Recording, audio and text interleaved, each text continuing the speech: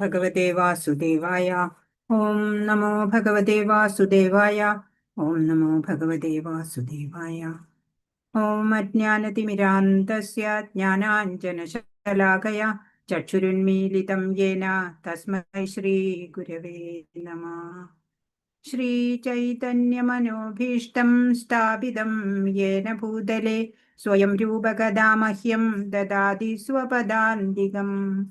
വന്ദേഹം ശ്രീഗുരോ ശ്രീയുതപദകമലം ശ്രീഗുരൂൻ വൈഷ്ണവാംശ്ച ശ്രീരൂപം സാഗ്രജാതം സഹഗണരഘുനാഥാന്യുതം തം സജീവം സാദ്വൈതം സാവധൂതം പരിജനസഹിതം കൃഷ്ണചൈതന്യദേവം ശ്രീരാധാകൃഷ്ണപാദാൻ സഹഗണലളിതാ ശ്രീവിശാഖാന്വിതാംശ്ച. ഹേ കൃഷ്ണ കരുണാ സിന്ധോ ദീനബന്ധോ ജഗത്പദേ ഗോപേശ ഗോപികാകാന്ത രാധാകാന്ത നമോസ്തുതേ. സപ്തകാഞ്ചന ഗൗരാംഗീ ശ്രീരാധേ വൃന്ദാവനേശ്വരി വൃഷഭാനുസുതേ ദേവി പ്രണമാമി ഹരിപ്രിയേ. ജയ ശ്രീകൃഷ്ണ ചൈതന്യ പ്രഭു നിത്യാനന്ദ ശ്രീ അദ്വൈത ഗദാധര ശ്രീവാസാദി ഗൗര ഭക്തവൃന്ദ. ഹരേ കൃഷ്ണ കൃഷ്ണ കൃഷ്ണ ഹരേ ഹരേ, ഹരേ രാമ രാമ രാമ ഹരേ ഹരേ. ഹരേ കൃഷ്ണ കൃഷ്ണ കൃഷ്ണ ഹരേ ഹരേ, ഹരേ രാമ രാമ രാമ ഹരേ ഹരേ. ശ്രീ ശ്രീ രാധാ ഗോവിന്ദ് की जय, श्रील प्रभुपाद की जय, गुरु महाराज की. ഹരേ കൃഷ്ണ. ശ്രീ രാധാ ഗോവിന്ദ് ടെമ്പിൾ ഇസ്കോൺ ബാംഗ്ലൂരിൽ നിന്നുള്ള ഹരേ കൃഷ്ണ. ആ ലെവൽ 3 ക്ലാസ്സിലേക്ക്, ഈ ശോഭനിഷത്ത് ക്ലാസ്സിലേക്ക് എല്ലാവർക്കും സ്വാഗതം, എല്ലാവർക്കും പ്രണാമം. ഹരേ കൃഷ്ണ. ഇപ്പൊ നമ്മൾ ഇന്നലെ 3ാമത്തെ മന്ത്രം കണ്ടതാണ് അല്ലേ? എന്താണ് ഭഗവാൻ ഇന്നലെ പഠിച്ചത്? നമ്മള് അസുരന്മാര് അല്ലെ? അസുരന്മാര് ഭഗവാനെ അറിയാൻ ശ്രമിക്കുന്നില്ല അല്ലെ? നീചമായിട്ടുള്ള ജന്മങ്ങളിലേക്ക് പോകുന്നു അവര്. ആത്മഹന്താവാണ് അവര് അല്ലെ? ആത്മാവിനെ അറിയാൻ, അല്ലെങ്കിൽ ആത്മസാക്ഷാത്കാരത്തിനായിട്ട് ഈ മനുഷ്യ ജന്മത്തിന്റെ മൂല്യം അറിഞ്ഞുകൊണ്ട് പ്രവർത്തിക്കാത്തവര് അസുരരാണ്. അവർക്ക് ശ്രേയസ് ഉണ്ടാവില്ല. പിന്നെ 4ാമത്തെ മന്ത്രത്തിൽ നമ്മൾ പഠിക്കാൻ പോകുന്നത് ഭഗവാന്റെ അചിന്ത്യ സ്വഭാവത്തിനെ കുറിച്ചാണ് പഠിക്കുന്നത്. ഭഗവാൻ അചിന്ത്യനാണ് അല്ലെ? സർവശക്തനാണ്, എല്ലാം നമുക്കറിയാം. അപ്പൊ ഒന്നും കൂടെ അത് വ്യക്തമാക്കി തരുന്നുണ്ട്. നമ്മുടെ എപ്പോഴും ഉള്ള നമ്മുടെ സുഹൃത്ത് ആരാണ്? ഭഗവാൻ മാത്രാണ് അല്ലെ? മരണശേഷം ഇന്നുള്ള സുഹൃത്തുക്കളോ ബന്ധുക്കളോ ഒന്നും ആരും ഉണ്ടാവില്ല നമുക്ക് അല്ലെ? ഇപ്പൊ ജീവിതകാലം മുഴുവനും ഭഗവത് സ്മരണയോടെ ഭഗവാനായിക്കൊണ്ട് സേവനം ചെയ്യുന്നയാളുണ്ടല്ലോ, അങ്ങനെയുള്ള ഭക്തൻ മരിക്കുമ്പോഴ് ഭഗവാൻ അയാളെ സ്മരിക്കും എന്നാണ്. നമ്മൾ ഭഗവാനെ സ്മരിക്കാൻ വിട്ടുപോയാലും ആ ഭക്തനെ ഭഗവാൻ മറക്കില്ല, ഒരിക്കലും ഭഗവാൻ കൂടെ ഉണ്ടാവും എന്നുള്ളതാണ്. അപ്പൊ ഒരിക്കല് ചൈതന്യ ചരിതാമൃതത്തിലെ ഒരു ഭാഗമാണ്. ചൈതന്യ മഹാപ്രഭു സനാതന ഗോസ്വാമിയോട് പറഞ്ഞു കൊടുക്കുകയാണ്, ദ്വാരകയിലേക്ക് ഒരു തവണ ബ്രഹ്മാവ് വന്നു. അപ്പോള് ഈ ചെന്ന് പറഞ്ഞു, ഭഗവാൻ കൃഷ്ണനോട് പറഞ്ഞു, ചെന്നിട്ട് ബ്രഹ്മാവ് വന്നിട്ടുണ്ട് എന്ന് പറയാണ്. അപ്പോഴ് ഭഗവാൻ ചോദിക്കുക, ഏത് ബ്രഹ്മാവാണ് എന്ന് ചോദിക്കാൻ പറഞ്ഞു കൃഷ്ണൻ. അപ്പോള് പറഞ്ഞു, ചതുർമുഖനാണ് എന്ന് പറഞ്ഞു. അപ്പോ ഈ ബ്രഹ്മാവ് ചോദിച്ചു, ഞാനല്ലാതെ വേറെ ബ്രഹ്മാവുണ്ടോ എന്ന് ചോദിക്കുകയാണ്. അപ്പോ പറയാണ്, അപ്പോഴെന്താണ് ഈ 8 തലയില്ല, അല്ലെങ്കിൽ 16 ശിരസ്സുള്ള, അല്ലെങ്കിൽ 64,000 വരെ ശിരസ്സുകളുള്ള ബ്രഹ്മാവ് പോലും ഉണ്ട് അത്രേ. അപ്പൊ കോടിക്കണക്കിന് ബ്രഹ്മാണ്ടം ഉണ്ട് നമുക്കറിയാം അല്ലെ? അതിലൊരു ബ്രഹ്മാണ്ടമാണ് ഇപ്പൊ നമ്മളുടെ ബ്രഹ്മാണ്ടം, നമ്മളുടെ ഭൂമിയൊക്കെ ഉള്ള ബ്രഹ്മാണ്ടം.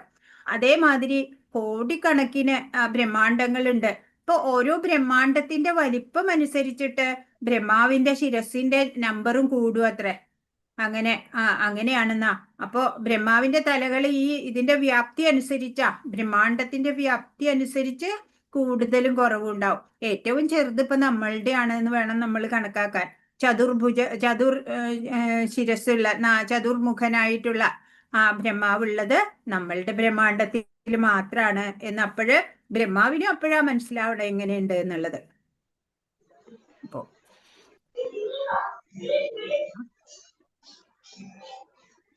ഇന്ന് 4ഉം 5ഉം മന്ത്രങ്ങൾ നമുക്ക് നോക്കാം. പെട്ടെന്ന് നമുക്ക് പോണം. മറ്റ് ഒരു ക്ലാസ്സുകാർ നമ്മളെക്കാ വെട്ടിച്ച് മുമ്പിലായിപ്പോയി. ഹരികൃഷ്ണ. അപ്പൊ നമ്മള് 4ാമത്തെ മന്ത്രത്തിലേക്ക് പോകാണ്.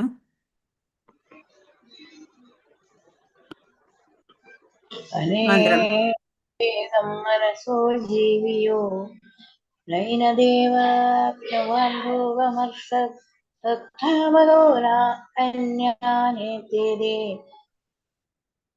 അപ്പൊ നമ്മള് 4ാമത്തെ മന്ത്രം. അനേജദേഹം മനസോ ജവീയോ നൈനദേവ ആപ്നുവൻ പൂർവമർഷത് തദ്ധാവതോ ജ്ഞാനത്യേതി തിഷ്ഠത് തസ്മിന്നവോ മാതരിശ്വ ദധാതി. ആരെങ്കിലും ഒരാൾ വായിക്കൂ, മന്ത്രം ഒന്ന് വായിക്കൂ.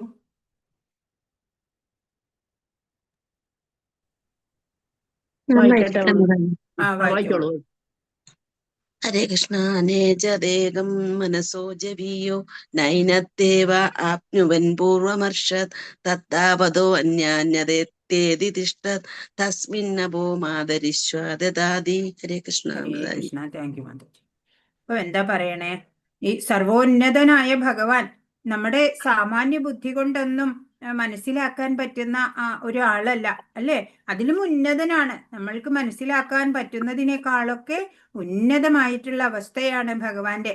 സ്വധാമസ്ഥനെങ്കിലും പരമപുരുഷൻ, മനസ്സിനേക്കാൾ വേഗത കൂടിയവനും മറ്റെല്ലാവരെയും അതിക്രമിക്കാൻ കഴിയുന്നവനും ശക്തിമാന്മാരായ ദേവന്മാർക്കും അദ്ദേഹം അപ്രാപ്യൻ തന്നെയാണ്. ഒരിടത്ത് സ്ഥിതനെങ്കിലും കാറ്റിന്റെയും മഴയുടെയും മറ്റു അധിദേവതകളെ നിയന്ത്രിക്കുന്നു. മഹത്വത്തിൽ അങ്ങ് സകലതിനെയും അതിശയിക്കുന്നു. ഇപ്പൊ ഭഗവാന്റെ അചിന്ത്യമായിട്ടുള്ള ആ സ്വഭാവത്തിനെയാണ് ഇവിടെ പറഞ്ഞു തരുന്നത്, അല്ലെ? അപ്പോ ഭഗവത് കൃപ കൊണ്ട് മാത്രമേ നമുക്ക് ഭഗവാനെ കുറിച്ച് മനസ്സിലാക്കാൻ സാധിക്കുള്ളൂ. അതല്ലെങ്കിൽ എങ്ങനെയൊക്കെ ശാസ്ത്രം അഭ്യസിച്ചു എന്ന് വിചാരിച്ചാലും നമുക്ക് ഭഗവാനെ കുറിച്ചുള്ള പൂർണ്ണ ജ്ഞാനം ഗ്രഹിക്കാൻ സാധ്യാവില്ല. ഹരേ കൃഷ്ണ. അപ്പോ അങ്ങനെയാണ്. അപ്പൊ ഭഗവാൻ വ്യക്തിയാണ് എന്ന് ഈ മന്ത്രം നമുക്ക് പറഞ്ഞു തരുന്നുണ്ട്. അല്ലാണ്ട് ഭഗവാന് രൂപമില്ലാത്തതല്ല, ഭഗവാൻ അരൂപിയല്ല എന്ന് ഈ മന്ത്രം നമുക്ക് പറഞ്ഞു തരികയാണ്. ഭഗവാൻ സ്വധാമത്തിലാണ് പറഞ്ഞു. പക്ഷെ എല്ലാ നമ്മൾക്കറിയാം, കാമ്യക വനത്തില് ഉള്ള പാണ്ഡവര് വിളിച്ചപ്പോഴല്ലേ, പാഞ്ചാലി വിളിക്കുമ്പോൾ, ദ്രൗപദി വിളിച്ചപ്പോഴേ ഒരു സെക്കൻഡ് കൊണ്ട് ധാമസ്ഥനായ ഭഗവാൻ അവിടെ ഓടിയെത്തിയല്ലേ. ഇപ്പൊ പരമപുരുഷൻ മനസ്സിനേക്കാൾ വേഗത കൂടിയവനാണ്, മറ്റെല്ലാവരെയും അതിക്രമിക്കാൻ കഴിയുന്നവനാണ്, അല്ലേ? ഭഗവാനേക്കാൾ ഉന്നതനായിട്ട് ഒരാളെയും കണ്ടെത്താൻ നമുക്ക് സാധിക്കില്ല. ശക്തിമാന്മാരായ ദേവന്മാർക്കും അദ്ദേഹം അപ്രാപ്യൻ തന്നെ. ദേവന്മാര് നമ്മളുടെ പോലെയല്ല, അല്ലേ? നമ്മള് പരിമിതികളുള്ള മനുഷ്യരാണ്. പക്ഷേ ദേവന്മാർക്ക് അമാനുഷികമായിട്ടുള്ള പല കഴിവുകളുണ്ട്. പക്ഷെ അവർക്കും ഭഗവാൻ അപ്രാപ്യനാണ്. ഒരിടത്ത് സ്ഥിതനാണ് ഭഗവാൻ. എവിടെ? ഭഗവാന്റെ ധാമത്തില്, അല്ലെ? കൃഷ്ണലോകത്തില് ഭഗവാൻ സ്ഥിതനാണ്. എന്നാലും കാറ്റിന്റെയും മഴയുടെയും മറ്റും അതിദേവതകളെ നിയന്ത്രിക്കുന്നു. എല്ലാ ദേവതകളും ഭഗവാന്റെ അണ്ടറില, അല്ലേ? ഭഗവാൻ അവർക്കൊക്കെ ഓരോ ഡ്യൂട്ടീസ് ഡെലിഗേറ്റ് ചെയ്ത് കൊടുക്കുക. ഭഗവാന്റെ പവർ കുറച്ചൊക്കെ അവർക്ക് ഡെലിഗേറ്റ് ചെയ്ത് കൊടുക്കണമെന്ന് മാത്രമേ ഉള്ളൂ. പക്ഷെ എല്ലാത്തിന്റെയും കൺട്രോളറ് ഭഗവാൻ തന്നെ.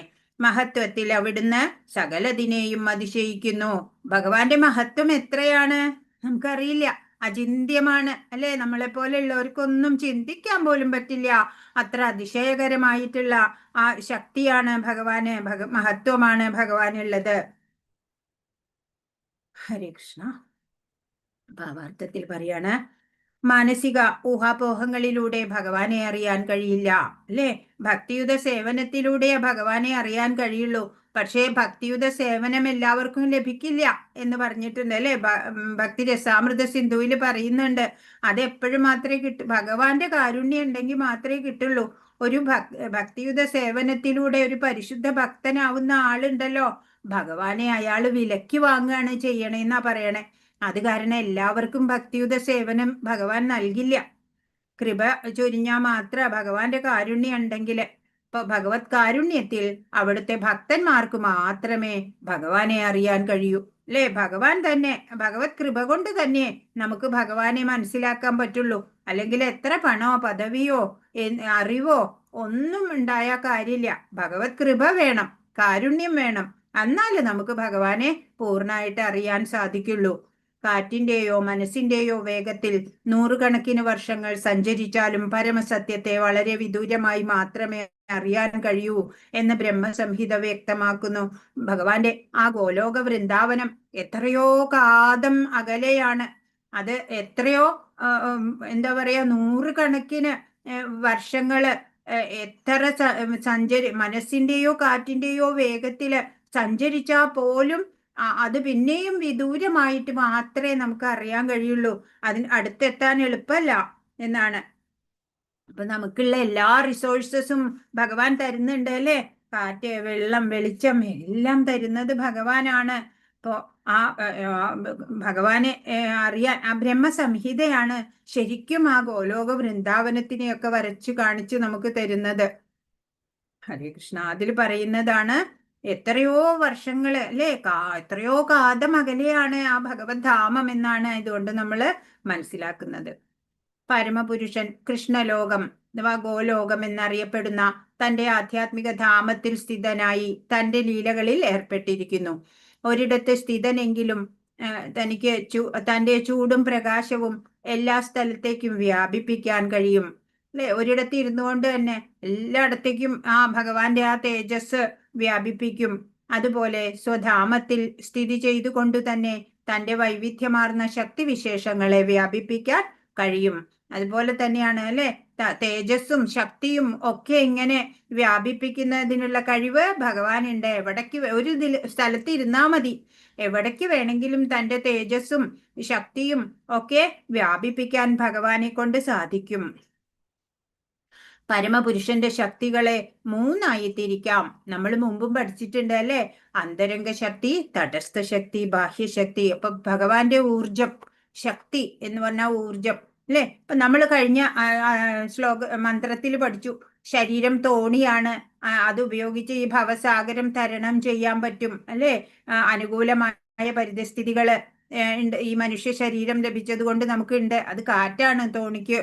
ആ തോണിക്കാരനായിട്ടുള്ള ആധ്യാത്മിക ഗുരു, ഭഗവാൻ, ശാസ്ത്രം, ഗുരു, അതിന്റെയൊക്കെ അടിസ്ഥാനത്തിൽ നമുക്ക് ഈ ഭവസാഗരം ഈ മനുഷ്യ ശരീരമാകുന്ന തോണി ഉപയോഗിച്ച് മറികടക്കാം എന്ന് നമ്മൾ കണ്ടു. ഇപ്പൊ ഭഗവാന്റെ ശക്തി എന്ന് പറഞ്ഞാല് ഭൗതികതയ്ക്കും ആത്മീയതയ്ക്കും ഒക്കെ ഉപയോഗിക്കാൻ പറ്റുന്ന ശക്തിയാ. അപ്പൊ നമുക്ക് ലഭിക്കുന്ന ശക്തി ഉണ്ടല്ലോ, ശരിയായ രീതിയിൽ നമ്മൾ ഉപയോഗിക്കണം എന്ന് മാത്രം. ഇപ്പൊ തീയുണ്ട് എന്ന് വിചാരിക്കുക, തീ കൊണ്ട് നമുക്ക് പാചകം ചെയ്യാൻ പറ്റും, അല്ലെ? നല്ല ഉപയോഗമാണ്. തീ വേണം പാചകം ചെയ്യാൻ. പിന്നെയോ ചിലതൊക്കെ കത്തിച്ച് നശിപ്പിച്ച് കളയാൻ പറ്റും, അല്ലെ? തീ കൊണ്ട് അതേപോലെ ഇലക്ട്രിസിറ്റി നോക്കൂ, അതും രക്ഷിക്കാനും പറ്റും, ശിക്ഷിക്കാനും ഉപയോഗിക്കാൻ പറ്റും. അതുപോലെയാണ്, അല്ലെ? നമ്മള് ആ ഭഗവത് ശക്തികൾ ഉണ്ടല്ലോ, ശരിയായിട്ട് ഉപയോഗിച്ചില്ലെങ്കിൽ നമുക്ക് നാശമാണ് ഉണ്ടാവുക. അപ്പൊ അതിനുവേണ്ടി നമ്മളെല്ലാം മനസ്സിലാക്കണം, അല്ലെ? അജ്ഞത കൊണ്ടാണ് നമ്മൾ തെറ്റുകളിലേക്ക് പോകേണ്ടി വരുന്നത്. അപ്പൊ മൂന്നായി തിരിക്കും: അന്തരംഗ ശക്തി, തടസ്ഥ ശക്തി, ബാഹ്യശക്തി. ഓരോ വിഭാഗത്തിനും ദശലക്ഷക്കണക്കിന് ഉപവിഭാഗങ്ങളും ഉണ്ട്. വായു, പ്രകാശം, മഴ തുടങ്ങിയ പ്രതിഭാസങ്ങളെ നിയന്ത്രിക്കുന്നതിനും ഭരിക്കുന്നതിനും ചുമതലപ്പെട്ട അധിദേവതകൾ പരമപുരുഷന്റെ തടസ്ഥ ശക്തിയിൽ പെടുന്നു. ഇപ്പൊ ദേവന്മാരൊക്കെ എവിടെയാ വരിക? തടസ്ഥ ശക്തിയിലാണ് വരിക. ഇപ്പൊ താട്ട് എന്ന് പറഞ്ഞാല് നദീതാട്ട്, സമുദ്രത്താട്ട് ഒക്കെ പോലെയുള്ള താട്ട് എന്ന് തടസ്ഥ ശക്തി എന്ന് പറഞ്ഞാൽ നമ്മള് ജീവാത്മാക്കളും തടസ്ഥ ശക്തിയിലാ വരിക. അന്തരംഗ ശക്തിയോടെ അടുക്കണോ ബഹിരംഗ ശക്തിയോടെ അടുക്കണോ എന്ന് തീരുമാനിക്കാനുള്ള സ്വാതന്ത്ര്യം ജീവസത്തകൾക്കുണ്ട്. ചില പേര് സുരന്മാരെന്ത് ചെയ്യും? അവര് ഭഗവാന്റെ അന്തരംഗ ശക്തിയിലേക്ക് പോകും, അല്ലെ? അസുരരായിട്ടുള്ളവരോ ബഹിരംഗ ശക്തിയിലേക്കാണ് ആകൃഷ്ടരാവുക. മനുഷ്യരുൾപ്പെടെ താഴ്ന്ന തരം ജീവസത്തകൾ തടസ്ഥ ശക്തിയിൽ പെടുന്നു. ഭൗതിക ലോകം ഭഗവാന്റെ ബാഹ്യശക്തിയുടെ സൃഷ്ടിയാണ്. ബഹിരംഗ ശക്തിയുടെ സൃഷ്ടിയാണ് ഈ ഭൗതിക ലോകം. ആധ്യാത്മിക വ്യോമത്തിലുള്ള സ്വധാമം അവിടുത്തെ അന്തരംഗ ശക്തിയുടെ ആവിഷ്കാരമാണ്. അപ്പൊ ആധ്യാത്മിക ലോകങ്ങളൊക്കെ ഭഗവാന്റെ അന്തരംഗ ശക്തിയുടെ ആവിഷ്കാരാണ്. ഭൗതിക ലോകമാകട്ടെ ഭഗവാന്റെ ബഹിരംഗ ശക്തിയുടെ ആവിഷ്കാരവും. ഭഗവാന്റെ പലതരത്തിലുള്ള ചൈതന്യം എല്ലാ സ്ഥലത്തും തന്റെ ശക്തി വിശേഷങ്ങളിലൂടെ സർവത്ര വ്യാപിച്ചിരിക്കുന്നു. അചിന്ത്യ ശക്തികളുണ്ട് ഭഗവാന്, നമുക്കറിയാം. അപ്പൊ അത് സർവത്ര വ്യാപിച്ചിരിക്കുകയാണ് ഭഗവാന്റെ പല ശക്തി വിശേഷങ്ങളിലൂടെ. ഈ പലതരത്തിലുള്ള ചൈതന്യമാണ് എല്ലാ സ്ഥലത്തും വ്യാപിച്ചിരിക്കുന്നത്. ഈ ശക്തികളെ പരമോന്നത സത്യമായോ പരമപുരുഷനായോ തെറ്റിദ്ധരിക്കരുത്. അവിടുത്തെ രൂപം നഷ്ടപ്പെടുമെന്ന ധാരണ ശരിയല്ല. നമ്മുടെ പരിമിതമായ ഗ്രഹണ ശക്തിക്കനുസരിച്ച് ഭഗവാനെ പരിമിതപ്പെടുത്തുവാൻ നിവൃത്തിയില്ല. ഇപ്പൊ നമ്മൾക്ക് പരിമിതികളുണ്ട് അല്ലെ. ഒരു മനുഷ്യൻ എന്ന് പറഞ്ഞാല് ഭഗവാനോട് എത്രയോ ചെറുതാണ് അല്ലെ. ഭഗവാനോട് താരതമ്യം ചെയ്തു നോക്കിയാല് ഭഗവാന്റെ ഒരു ചെറിയൊരു അംശം, ഒരു സ്ഫുലിംഗം മാത്രം അല്ലെ, അത്രേ ഉള്ളൂ നമ്മളുടെ കഴിവ്. ഭഗവാന്റെ ശക്തികള് കുറെ ചെറിയ തോതില് വളരെ അണു മാത്രമായിട്ട് നമുക്ക് ലഭിച്ചിട്ടുണ്ട്.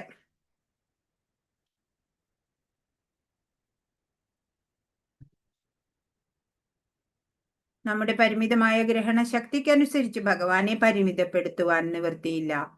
വ്യക്തിഗത അംശങ്ങൾക്ക് ഭഗവാന്റെ എല്ലാ ലക്ഷണങ്ങളും ഉണ്ടെങ്കിലും അവയ്ക്ക് പരിമിതിയുണ്ട്. ഇപ്പൊ നമ്മൾ ഭഗവത് അംശമായതുകൊണ്ട് ഭഗവാന്റെ എല്ലാ ഗുണങ്ങളും കുറേശ്ശെ അണു മാത്രമായിട്ട് നമ്മളിലും ഉണ്ട്.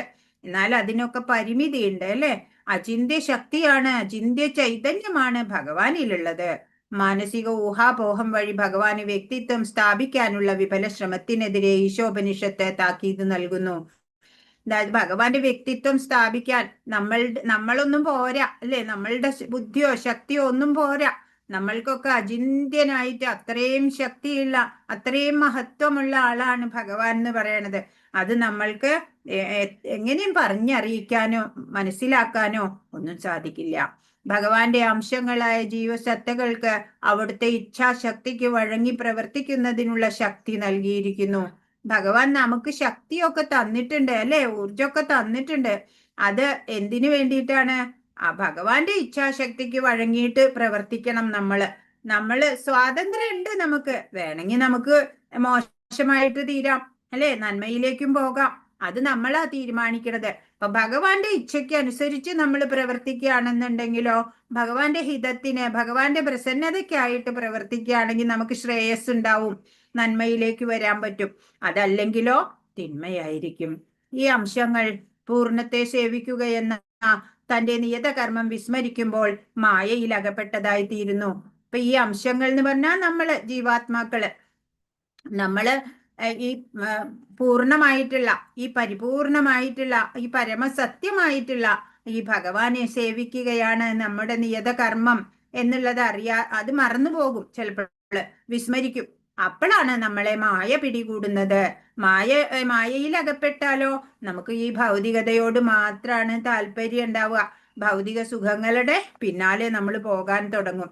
അപ്പോ നമ്മുടെ ഈ ഭഗവത് അംശമായിട്ടുള്ള ഈ ജീവാത്മാക്കളുടെ മൂലസ്വരൂപം എന്താണ് എന്ന് ആദ്യം അറിയണം. നമ്മൾ ഭഗവാന്റെ നിത്യദാസരാണ്. ഭഗവാന്റെ ആശ്രിതത്വമാണ് നമുക്ക് വേണ്ടത്. ഭഗവാന്റെ സേവനം ചെയ്യുക, ഭഗവാന്റെ പ്രസന്നതയ്ക്കായിട്ട് എല്ലാ കർമ്മവും ചെയ്യുക, അതാണ് നമ്മുടെ കർത്തവ്യം. അത് മറന്നു പോകുമ്പോഴോ, നമ്മൾ ഭഗവാനുമായിട്ടുള്ള ബന്ധത്തിനെ മറക്കുമ്പോഴാണ് മായ നമ്മളെ പിടികൂടുന്നത്. മായയിൽ അകപ്പെട്ട പിന്നെ നമ്മള് ഭൗതിക വിഷയങ്ങളുടെ പിന്നാലെ പായും. ഈ ജനിമൃതികളില് ഇങ്ങനെ വട്ടം കറങ്ങി ഇരിക്കാനേ പറ്റുള്ളൂ. ഹരേ കൃഷ്ണ. എല്ലാം ഭഗവത് ശക്തികളാണെന്ന് ഗ്രഹിച്ച് ബുദ്ധിയുക്തമായി തന്റെ പ്രയത്നവും കർമ്മശേഷിയും വേണ്ട വിധത്തിൽ പ്രയോജനപ്പെടുത്തുമ്പോൾ ബാഹ്യശക്തിയായ മായയുമായുള്ള ബന്ധം കാരണം നഷ്ടപ്പെട്ടതായ മൗലിക ബോധത്തെ പുനരുജ്ജീവിപ്പിക്കാൻ കഴിയും. ഒരു വ്യക്തി എന്താ ചെയ്യേണ്ടത്? അപ്പോ എല്ലാം ഭഗവത് ശക്തികളാണ് അല്ലെ. ഈ പ്രപഞ്ചമെങ്ങും വ്യാപിച്ച് ചരാചരാത്മാവായിട്ടിരിക്കുന്ന ആ ഭഗവാന്റെ ആ സർവജ്ഞത്വം അംഗീകരിച്ചുകൊണ്ട് അല്ലെ, എല്ലാം തന്റെ ബുദ്ധിയും പ്രയത്നവും എല്ലാം ഭഗവാന് വേണ്ടിയിട്ട് അല്ലെ, തന്റെ പ്രയത്നവും കർമ്മശേഷിയും എല്ലാം ഭഗവാനായിക്കൊണ്ട് ഭഗവാന്റെ പ്രസന്നതയ്ക്കായിട്ട് പ്രയോജനപ്പെടുത്തുമ്പോ എന്താ ഉണ്ടാവുക? ഈ ബാഹ്യശക്തിയായ മായയുമായുള്ള ബന്ധം കാരണമാണ് നമ്മളുടെ ഈ മൂലസ്വരൂപത്തെ മറന്നുപോയത്. സ്വസ്വരൂപ അനുസന്ധാനം എന്ന് പറയൂലേ ആചാര്യന്മാര്. ഈ സ്വസ്വരൂപത്തിനെ നമ്മൾ മറക്കുകയാണ് ചെയ്യണത്. സ്വസ്വരൂപത്തിനെ അനുസന്ധാനം ചെയ്യണം നമ്മള്. അപ്പോഴാണ് നമുക്ക് മായാതീതരാവാൻ പറ്റുള്ളൂ. അപ്പോ ഈ മൗലിക ബോധം, നമ്മൾ ആരാണ് എന്നുള്ള ആ ബോധം നഷ്ടപ്പെടുന്നത് മായയുടെ അധീനത്തിൽ വരുമ്പോഴാണ്. അപ്പൊ ഭഗവാനെ വേണ്ട വിധത്തിൽ പ്രസന്നമാവുന്ന രീതിയിൽ നമ്മളുടെ ശക്തിയും എല്ലാം ഉപയോഗിച്ച് കർമ്മശേഷിയൊക്കെ ഉപയോഗിക്കുമ്പോൾ ആ മായയുമായിട്ടുള്ള നമ്മളുടെ ബന്ധം വരില്ല. അപ്പൊ നമുക്ക് മനസ്സിലാവും ആ ഭഗവാനുമായുള്ള ആ ശാശ്വത ബന്ധം എങ്ങനെയാണ് എന്ന് മനസ്സിലാവും. അഥവാ അത് മറന്നു കിടക്കുകയാണെന്നുണ്ടെങ്കിൽ അതിനെ റീഎസ്റ്റാബ്ലിഷ് ചെയ്യാനും നമുക്കിപ്പൊ പറ്റും. ഭഗവാന്റെ സേവനത്തിൽ ഏർപ്പെട്ട് കഴിഞ്ഞാല് മായ ഇല്ലാതാവും. മാത്രല്ല ഭഗവാനും നമ്മളുമായിട്ട് അസോസിയേറ്റഡ് ആവും. അതാണ് ഇവിടെ പറയുന്നത്. പൂർണ്ണജ്ഞാനം എന്നാൽ ഭഗവാനെ അവിടുത്തെ എല്ലാ സവിശേഷതകളോടുകൂടി അറിയലും അവിടുത്തെ പ്രവർത്തനങ്ങളെ കുറിച്ചും അറിയുക എന്നതുമാണ്. പൂർണ്ണജ്ഞാനം ലഭിക്കുക ഭഗവാന്റെ കരുണ ഉണ്ടെങ്കിലേ പറ്റുള്ളൂ. കുറെ രാവിലെ മുതൽ ശാസ്ത്ര ഗ്രന്ഥങ്ങളൊക്കെ ഇരുന്ന് പഠിക്കണ്ടേ, 18 മണിക്കൂർ പഠിക്കണ്ടേ എന്ന് പറഞ്ഞിട്ട് ഒന്നും മനസ്സിലാവില്ല ഭഗവാനെ കുറിച്ച്, അല്ലെ? ഭഗവാന്റെ കാരുണ്യം ഉണ്ടാവണം, ഭഗവാന്റെ കൃപ ഉണ്ടാവണം. എന്നാൽ മാത്രമേ ഭഗവാനെ കുറിച്ച് പൂർണ്ണജ്ഞാനം നേടാനാവുള്ളൂ. ഭഗവാനെ അവിടുത്തെ എല്ലാ സവിശേഷതകളോടും കൂടി അറിയണം, അല്ലെ? ഭഗവാന് എന്തെല്ലാം വിശേഷങ്ങളുണ്ട്. ഷഡൈശ്വര്യ സമ്പന്നനാണ് എന്ന് നമ്മൾക്കറിയാം. ആ ഷഡൈശ്വര്യങ്ങൾ മാത്രമല്ല, അല്ലെ? 64 ഗുണങ്ങളുണ്ട്. എല്ലാം ഭഗവാനിൽ പരിപൂർണമായിട്ട് പ്രധാനപ്പെട്ടത് മാത്രം നമ്മൾ പറയണമെന്നുള്ളൂ. അവിടുത്തെ പ്രവർത്തനങ്ങളെ കുറിച്ചും അറിയുക എന്നതാണ്, അല്ലെ? ഭഗവാന്റെ ആ ചൈതന്യം, ആ കർമ്മശേഷി, ഇതൊക്കെ ആർക്കാണ് അറിയാൻ പാടില്ലാത്ത? ഒരു ഭക്തൻ അറിയാം. ഭഗവാനിൽ ഒരു കുറവും കാണില്ല ഒരു ഭക്തൻ, അല്ലെ? മറ്റുള്ളവരാ പറയാ ഭഗവാനുണ്ടോ, ഭഗവാനാണോ ഇപ്പൊ ഇതൊക്കെ ചെയ്യണേ എന്നൊക്കെ അവര് പറയും, അല്ലെ? ഒരു ഭക്തൻ പക്ഷേ ഭഗവാനില് ഒരു കുറവും കാണുന്നില്ല. ഹരേ കൃഷ്ണ. ഭഗവത്ഗീതയിലും പറയുന്നുണ്ട്, അല്ലെ? നമേ വിദുസുരഗണ പ്രഭവം ന മഹർഷയ അഹമാതിർഹി ദേവാനാ മഹർഷീണാം ച സർവശ. അല്ലെ? ഭഗവാനെ അറിയണത് ആർക്കാ? ഏറ്റവും അധികം നമ്മൾ വിചാരിക്കും, അല്ലെ? ഋഷിമാര് അവർക്കൊക്കെ ഭഗവാനെ അറിയുന്ന ഇല്ല. ഭക്തിയുത സേവനത്തിലൂടെ മാത്രമേ ഭഗവാനെ അറിയാൻ സാധിക്കുള്ളൂ. എല്ലാവർക്കും ഭക്തിയുത സേവനം ലഭിക്കുകയുമില്ല. അപ്പോ ഈ ഭഗവാന്റെ ഇച്ഛാശക്തിക്ക് വഴങ്ങി പ്രവർത്തിക്കാനാണ് നമ്മൾക്കുള്ള ശക്തിയൊക്കെ, ബുദ്ധി, കഴിവ് എല്ലാം നമുക്ക് കിട്ടിയിരിക്കുന്നത്. അപ്പോ ആ പരിപൂർണനായ ആ ഭഗവാനെ സേവിക്കുക എന്നുള്ള നമ്മുടെ ആ കർമ്മ ഉണ്ടല്ലോ, നമ്മുടെ ഡ്യൂട്ടി, അത് നമ്മൾ മറക്കുമ്പോ നമ്മൾ മായയിൽ അകപ്പെടും. ഇപ്പോ എല്ലാ ഊർജവും ഭഗവാൻ നൽകുന്നുണ്ട് നമുക്ക്. അപ്പൊ ഈ തന്ന ശക്തി, കഴിവ്, കർമ്മശേഷിയൊക്കെ നമ്മൾ എന്തിനു വേണം? ഈശ്വരഹിതം നിറവേറ്റാനായിട്ട് വിനിയോഗിക്കണം നമ്മള്. മറിച്ച് ചെയ്താല് അത് നമ്മളുടെ ക്ലേശത്തിനാണ് കാരണമാവുക. വിധേയ ഭാവത്തിലുള്ള സേവന മനോഭാവം പുലർത്തണം. അങ്ങനെയുള്ള ഒരാൾക്ക് ഭഗവാനെ അറിയാൻ കഴിയും. പൂർണ്ണജ്ഞാനം എന്നാല് ഭഗവാനെ അവിടുത്തെ എല്ലാ സവിശേഷതകളോടും കൂടി അറിയലാണ്, അല്ലെ? ഭഗവാന്റെ കഴിവുകള്, ശക്തികള്, ചൈതന്യം, തേജസ്, ഓജസ്, ഇതൊക്കെ മനസ്സിലാക്കിയിട്ട് ഭഗവാനെ അറിയണം, അല്ലെ? എല്ലാ അചിന്ത്യ സ്വഭാവമാണ് ഭഗവാന്റേത്, അല്ലെ? അതൊക്കെ നമ്മൾ കുറെയൊക്കെ അറിയാൻ ശ്രമിക്കണം, പരിപൂർണമായിട്ട് അറിഞ്ഞില്ലെങ്കിലും. അവിടുത്തെ ശക്തികളെ കുറിച്ചും അവയുടെ പ്രവർത്തനങ്ങളെ കുറിച്ചും അറിഞ്ഞിരിക്കണം. എല്ലാ ഉപനിഷത്തുക്കളുടെയും സാരമായ ഭഗവത്ഗീതയിൽ ഈ വസ്തുതകൾ വിശദമായി പ്രതിപാദിക്കുന്നുണ്ട്. അതിനാൽ നമ്മൾ ഭഗവത്ഗീത ആദ്യം പഠിക്കും, അല്ലേ? പിന്നെ ഉപനിഷത്ത് സാര സർവസ്വമാണ് എന്നാ പറയാ. അപ്പോ അതിനുശേഷം നമ്മള് ഭഗവത്ഗീത ഉപനിഷത്ത് പഠിക്കും. അപ്പൊ ഉപനിഷത്തിൽ പറയുന്നുണ്ട്, ഈ മന്ത്രം പ്രത്യേകിച്ചും 4ാമത്തെ മന്ത്രത്തിൽ പറയുന്നുണ്ട്, ഭഗവാൻ അരൂപിയല്ല, ഭഗവാൻ ഒരു വ്യക്തിയാണ്, അല്ലെ? ഭഗവാന് രൂപമുണ്ട്. അപ്പൊ സ്വധാമസ്ഥനാണ് പരമപുരുഷൻ, മനസ്സിനേക്കാ വേഗത കൂടിയവനാണ്, എല്ലാവരെയും അതിക്രമിക്കാൻ കഴിയുന്ന അത്ര ശക്തിമാനാണ്, അല്ലെ? ദേവന്മാർക്ക് ശക്തിയുണ്ട്, ആ ദേവന്മാർക്ക് പോലും ഭഗവാൻ അപ്രാപ്യനാണ്. എല്ലാ ദേവതകളെയും എല്ലാത്തിനെയും നിയന്ത്രിക്കുന്നത് ഭഗവാനാണ്. മഹത്വത്തില് ഭഗവാനെ വെല്ലാൻ ആരുമില്ല, അല്ലേ? ഭഗവാന്റെ മഹത്വം അത്ര വലുതാണ്. നീ അടുത്ത അപ്പോ ശ്രീകൃഷ്ണൻ ഒരു വ്യക്തിയാണ് എന്ന് ഭഗവാൻ ഒരു വ്യക്തിയാണ് എന്ന് ഉപനിഷത്ത് പറഞ്ഞു തരുന്നു. ഭഗവത്ഗീതയിൽ പറയുന്നു ആ വ്യക്തി പ്രഭു ശ്രീകൃഷ്ണനാണ് എന്ന് പറയുന്നു. അപ്പൊ നമുക്ക് ക്ലിയർ ആവും, അല്ലേ? അപ്പോ ഇനി നമ്മള് അടുത്ത മന്ത്രത്തിലേക്കാണ് പോവുക. ഹരേ കൃഷ്ണ. 5ാമത്തെ മന്ത്രം. അപ്പോ ഭഗവാൻ ഒരു വ്യക്തിയാണ് എന്ന് നമ്മൾ മനസ്സിലാക്കി. ഭഗവാൻ ചലിക്കുന്നില്ല, എന്നാലോ കാറ്റിനേക്കാൾ വേഗതയുണ്ട്. ഒരിടത്ത് സ്ഥിതനാണ്, എന്നാലോ എല്ലാ അധിദേവതകളെയും നിയന്ത്രിക്കുന്നു എന്ന് പറഞ്ഞു. ഭഗവാൻ നടക്കുന്നു, എന്നാ നടക്കുന്നില്ല. ദൂരെയാണ്, എന്നാ അടുത്തുമാണ്. അകത്താണ്, എന്നാ പുറത്തുമാണ്. അങ്ങനെ അങ്ങനെ വൈവിധ്യമായിട്ടുള്ള ആ ഭഗവാന്റെ ശക്തികളാണ് പറയാ. ഹരേ കൃഷ്ണ. 5ാമത്തെ ശ്ലോകം. തദേ ജതി തന്നൈ ജതി തദ്ദൂരേ തദ്വന്തികേ തദന്തരസ്യ സർവസ്യ തതു സർവസ്യാസ്യ ബാഹ്യതഃ. അപ്പൊ അത് ഒരു പ്രാവശ്യം ആരെങ്കിലും ഒന്ന് ചൊല്ലൂ. ചെല്ലട്ടെ മാതാജി. ചൊല്ലു. തദ്ദേജതി തന്നൈജതി തദ്ദൂരേ തദ്വന്തികേ തദന്തരസ്യ സർവസ്യ തതു സർവസ്യാസ്യ ബാഹ്യതഃ. ഹരേ കൃഷ്ണ. അപ്പൊ എന്താ പറയണേ ഇതില്? ഈ മന്ത്രം എന്താ പറഞ്ഞു തരണേ നമുക്ക്? സർവേശ്വരനായിട്ടുള്ള ആ ഭഗവാൻ ഉണ്ടല്ലോ, ഭഗവാൻ ചലിക്കുന്നുണ്ട്. സ്വതാമസ്ഥനായിട്ട് വെറുതെ അവിടെ ഇരിക്കുകയല്ല, ചലിക്കുന്നുണ്ട്. എന്നാലോ ചലിക്കാതിരിക്കുകയും ചെയ്യുന്നുണ്ട്. അവിടുന്ന് വളരെ വിദൂരസ്ഥനാണ്, എന്നാലോ സമീപസ്ഥനുമാണ്.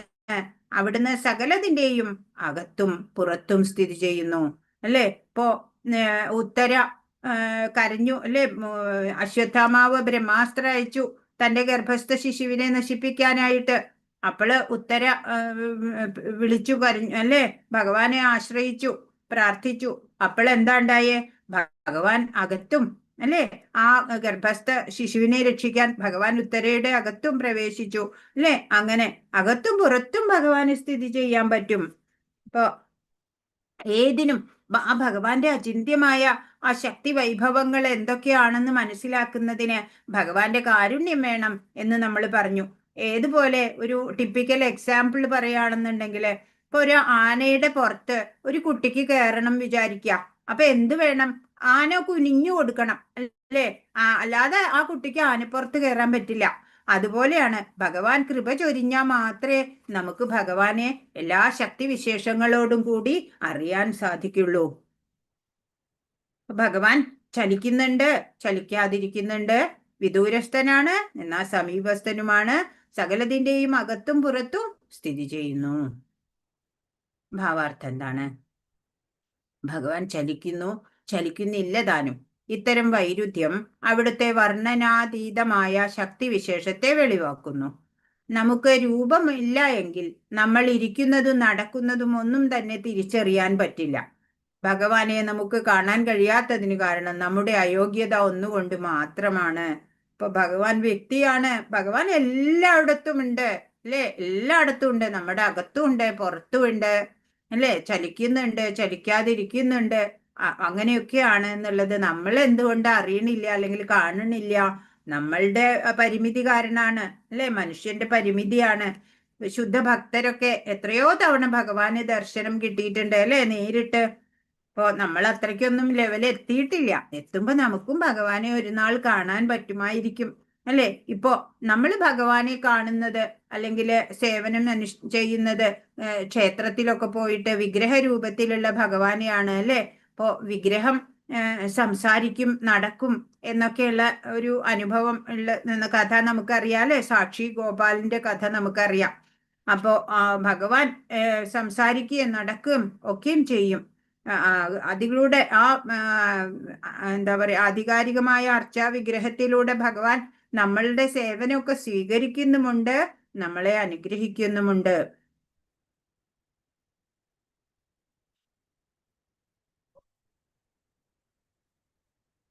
ഭഗവാന്റെ മായാവാദികൾ ഭഗവാന്റെ ആ പൗരുഷേയ വ്യാപാരങ്ങൾ മാത്രം സ്വീകരിക്കുകയും സാകാര രൂപത്തിലുള്ള ലീലകളെ നിരാകരിക്കുകയും ചെയ്യുന്നു. എന്നാൽ ഭാഗവത സമ്പ്രദായക്കാർ ഭഗവാൻ ഒരേ സമയം സാകാരനും നിരാകാരനുമാണെന്ന് മനസ്സിലാക്കുന്നു. ഇപ്പോ മായാവാദികള് എന്ന് പറഞ്ഞാൽ ഇംപേഴ്സണലിസ്റ്റ്, അവർ പറയും ഭഗവാൻ ഒരു പ്രത്യേക രൂപമൊന്നും ഇല്ല എന്ന് പറയണവര് അവര് ഭഗവാന്റെ ഈ അപൗരുഷേയമായിട്ടുള്ള ഈ വ്യാപാരങ്ങള് മാത്രാണ് സ്വീകരിക്കണേ, അല്ലാണ്ട് ഈ രൂപത്തിനെ അവർ അംഗീകരിക്കുന്നില്ല. ഓരോ സാകാര രൂപത്തിലുള്ള ലീലകളെയും അവര് അംഗീകരിക്കുന്നില്ല. എന്നാൽ നമ്മളെ പോലുള്ളവര് അല്ലെ, ശുദ്ധ വൈഷ്ണവര്, അവരെന്താ, ഭാഗവത സമ്പ്രദായക്കാര് ഭഗവാൻ ഒരേ സമയം സാകാരനുമാണ് നിരാകാരനുമാണ് എന്ന് മനസ്സിലാക്കും. സ്വന്തം കണ്ണുകൾ കൊണ്ട് കഴിയുന്നില്ല അതുകൊണ്ട് തന്നെ ഭഗവാന്റെ സാകാരമായ നിലനിൽപ്പിനെ നമുക്ക് അംഗീകരിക്കാനാവില്ല. കണ്ണുകൾ കൊണ്ട് നമുക്ക് കാണാൻ സാധിക്കുന്നില്ല എന്നതുകൊണ്ട് ഭഗവാന്റെ ഈ സാകാരമായിട്ടുള്ള നിലനിൽപ്പില്ല എന്ന് നമുക്ക് പറയാൻ പറ്റില്ല, അല്ലെ? ഭഗവാനെ നമ്മൾ ദർശിക്കണില്ല, അല്ലെ? നേരിട്ട് ദർശിക്കുന്നില്ല. പക്ഷെ അർച്ചാ വിഗ്രഹത്തിലൂടെ നമ്മൾ ഭഗവാനെ ദർശിക്കുന്നുണ്ട്, അല്ലെ? പക്ഷെ അങ്ങനെ ദർശിക്കുന്നില്ല എന്നതുകൊണ്ട് ഭഗവാന്റെ നിലനിൽപ്പിനെ അംഗീകരിക്കാതിരിക്കാൻ സാധിക്കില്ല എന്നാണ്. ഭഗവാന്റെ ധാമം ഭൗതിക അന്തരീക്ഷത്തിനും അതീതമാണ്. ഭൗതിക അന്തരീക്ഷം പോലും നമ്മുടെ അളവുകൾക്ക് അതീതമാണ്. ഭൗതിക അന്തരീക്ഷത്തിനു തന്നെ ഇത്രമാത്രം വ്യാപ്തി ഉണ്ടാകുമ്പോൾ അതിൽ നിന്നും വിദൂരമായ ആത്മീയ അന്തരീക്ഷത്തെ പറ്റി എന്തു പറയാനാണ്, അല്ലെ? ഭഗവാന്റെ ധാമം ഭൗതിക അന്തരീക്ഷത്തിനും അതീതമാണ്. ഭൗതിക അന്തരീക്ഷം നമ്മുടെ അളവുകൾക്ക് അതീതമാണ്. പിന്നെ അതിൽ നിന്നും വിദൂരമായ ആത്മീയ അന്തരീക്ഷത്തെ പറ്റി എന്തു പറയാൻ? ആത്മീയ വ്യോമം വിദൂരമാണ് എന്നും ഭൗതിക ആകാശത്തിൽ നിന്ന് വളരെ അകലെയാണെന്ന് ഭഗവത്ഗീത വിവരിക്കുന്നുണ്ട്, അല്ലെ? ന തദ് ഭാസയതേ സൂര്യോ ന ശശാങ്കോ ന പാവക യദ്ഗത്വാ ന നിവർത്തന്തേ തഥാമ പരമം മമ. 15-ാമത്തെ അധ്യായത്തിൽ ഭഗവാൻ പറഞ്ഞു തരുന്നുണ്ട്, അവിടെ സൂര്യചന്ദ്രന്മാരോ അഗ്നിയോ ഒന്നും പ്രകാശം പരത്തേണ്ടതില്ല, അല്ലെ? അവിടെ ഭഗവാന്റെ തേജസ് കൊണ്ട് തന്നെ അവിടെ ഉജ്ജ്വല പ്രകാശമുണ്ട്, അല്ലെ? അവിടെ ഒരു വട്ടം എത്തിക്കഴിഞ്ഞാല് പിന്നെ അവിടുന്ന് മടങ്ങി വരേണ്ടതില്ല. തദ്ധാമ പരമം മമ, അതാണ് എന്റെ ധാമം മക്കളെ എന്ന് ഭഗവാൻ പറഞ്ഞു തരുന്നുണ്ട്, അല്ലെ? അപ്പോ ഈ ആത്മീയ വ്യോമം വിദൂരമാണ്, ഭൗതികാകാശത്തിൽ നിന്ന് വളരെ അകലെയാണ് എന്ന് ഭഗവത്ഗീത പറഞ്ഞു. വളരെ അകലെ എന്ന വസ്തുതയ്ക്ക് വിരുദ്ധമായി പ്രഭുവിന് പെട്ടെന്ന് ഒരു സെക്കൻഡിനുള്ളിൽ മനസ്സിനേക്കാളോ വായുവിനേക്കാളോ വേഗത്തിനുള്ളിൽ നമ്മുടെ മുന്നിൽ എത്തിച്ചേരാൻ കഴിയുന്നു. അപ്പോ എവിടെ വേണമെന്നുണ്ടെങ്കിലും സെക്കൻഡ് പോലും വേണ്ട ഭഗവാനെ എത്തിച്ചേരാൻ, വളരെ വിദൂരസ്ഥനാണ് എന്നുണ്ടെങ്കിൽ പോലും.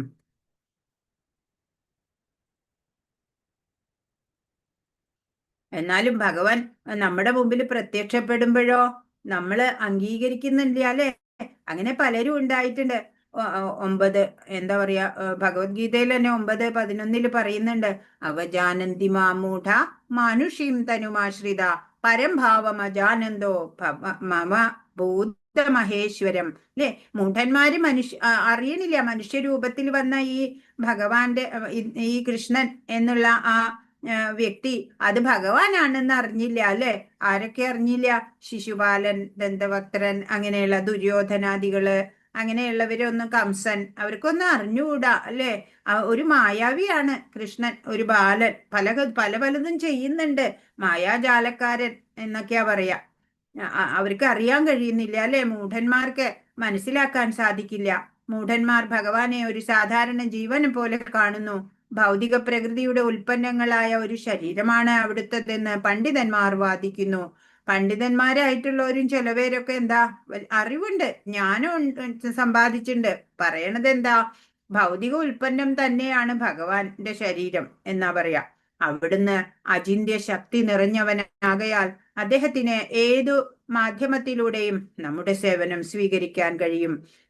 അചിന്ത്യ ശക്തി വിശേഷമുള്ള ആളാണ്. മാനുഷിക രൂപത്തിൽ ഒരു നാട്യമാണ്, അല്ലെ?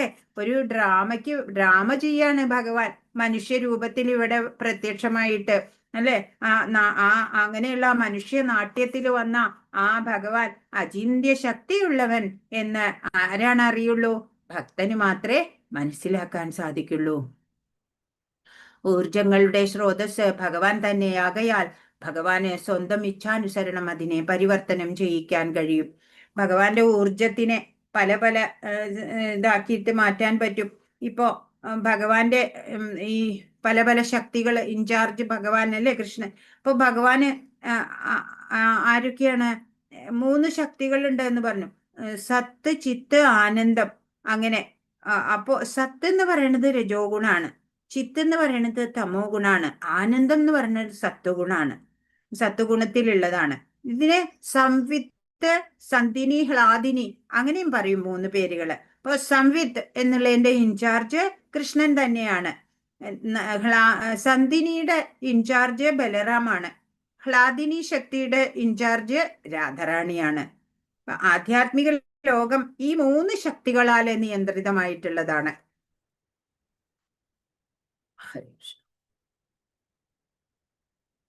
അതാണ് ഭഗവാന്റെ അചിന്ത്യ ശക്തി എന്ന് പറയുന്നത്.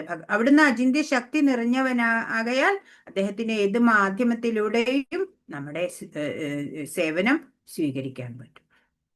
ഊർജങ്ങളുടെ സ്രോതസ് ഭഗവാൻ തന്നെയാകയാൽ ഭഗവാന് സ്വന്തം ഇച്ഛാനുസരണം അതിനെ പരിവർത്തനം ചെയ്യിക്കാൻ കഴിയും. ഉദാഹരണമായി മണ്ണ്, ശില, മരം എന്നിവയാൽ നിർമ്മിതമായ അർച്ചാവിഗ്രഹങ്ങളിൽ പ്രത്യക്ഷനാകാൻ അവിടേക്ക് കഴിയും.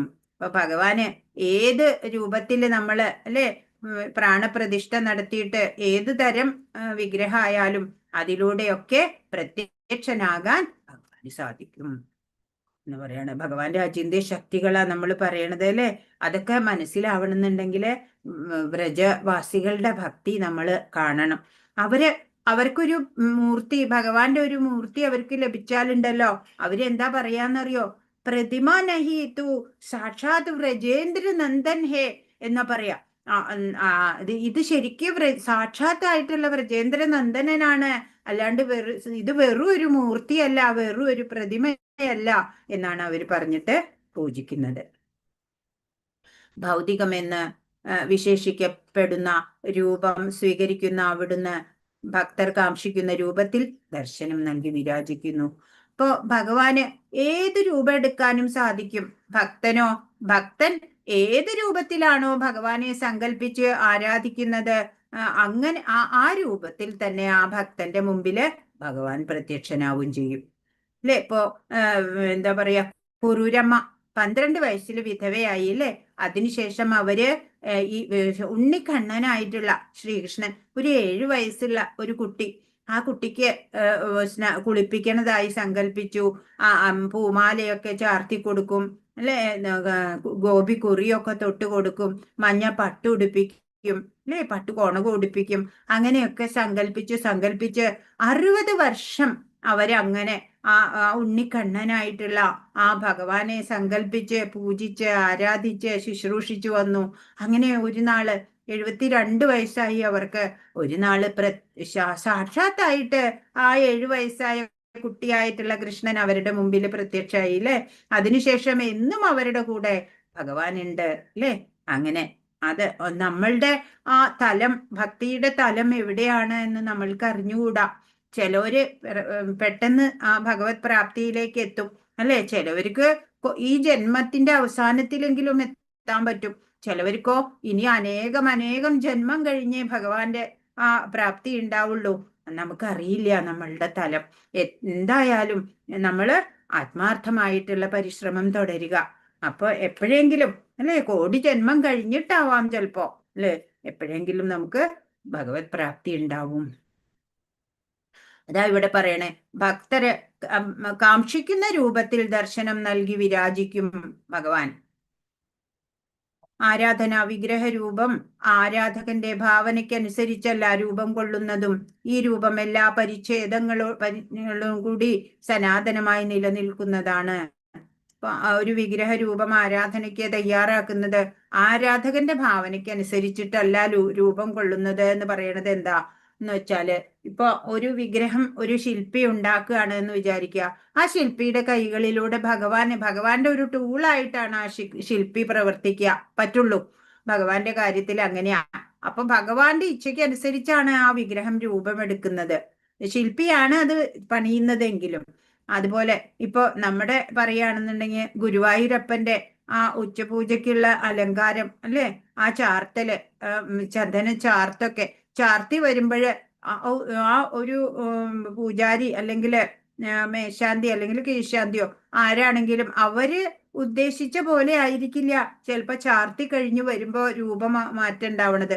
ഭഗവാന്റെ ഇച്ഛ അനുസരിച്ചാണ് അവിടെ ആ ചാർത്തൻ, ആ രൂപം ഭഗവാൻ ഇന്ന് ഇപ്പൊ ഈ രൂപം വേണമെന്ന് കണ്ട ആ ചാർത്തുന്ന ആള് അതേ രൂപത്തില് അത് ചാർത്താൻ പറ്റും ആൾക്ക്. അങ്ങനെയാണ്. ഹരേ കൃഷ്ണ. അപ്പോ ഭഗവാന്റെ ഇച്ഛ അനുസരിച്ചാണ് എല്ലാം നടക്കുന്നത് എന്ന് നമ്മൾ അറിയണം. ഇപ്പൊ ഒരു പ്രാവശ്യം ഗുരുവായൂർ അമ്പലത്തില് ചാർത്തലും എല്ലാം കഴിഞ്ഞു, ഭഗവാന്റെ എല്ലാ അലങ്കാരങ്ങളും പൂർത്തിയായി. അങ്ങനെ ഇരിക്കുന്ന വേളയിലാണ് ഒരു ഭക്തൻ കൊണ്ടുവന്നിട്ട് ഒരു അരഞ്ഞാണം സമർപ്പിക്കണത്. ഭക്തിയോടുകൂടി അദ്ദേഹം സമർപ്പിക്കുകയാണ്. അങ്ങനെ സമർപ്പിച്ചു കഴിഞ്ഞു. അപ്പോ മേശാന്തി വിചാരിക്കുകയാണ്, ഇത് ഇപ്പൊ എല്ലാ ചാർത്തലും കഴിഞ്ഞതല്ലേ, ഇത് നാളെ ചെയ്യാം, നാളെ ഭഗവാന് ചാർത്താം എന്ന് പറഞ്ഞ് മാറ്റി വെക്കുമ്പോഴ് എന്താ ഉണ്ടാവണേ, ആ ഭഗവാന് അപ്പോ അവിടെ ഇട്ടുകൊടുത്തിരുന്ന അരഞ്ഞാണം ഊരി വീഴ, അത് വീണ്ടും എടുത്ത് കെട്ടിക്കൊടുക്കുമ്പോ അത് വീണ്ടും ഊരി വീഴ.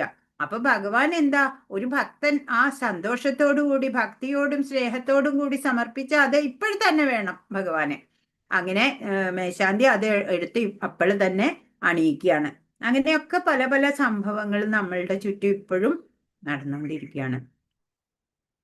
സമർപ്പിതാത്മാക്കൾ അല്ലാത്തവർക്ക് അവിടുന്ന് സമർപ്പിതാത്മാക്കളല്ലാത്തവർക്ക് അവിടുന്ന് അതിവിദൂരസ്ഥനും അപ്രാപ്യനും തന്നെ.